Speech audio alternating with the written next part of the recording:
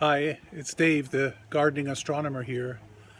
Today I'm going to empty one of my potato bags and see how many potatoes I got.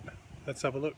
Here's my setup. I have one of those special potato bags, tall and narrow, for growing potatoes, and it's got a little trapdoor at the bottom. I've already been in there and harvested a couple of meals worth, so this isn't a full bag.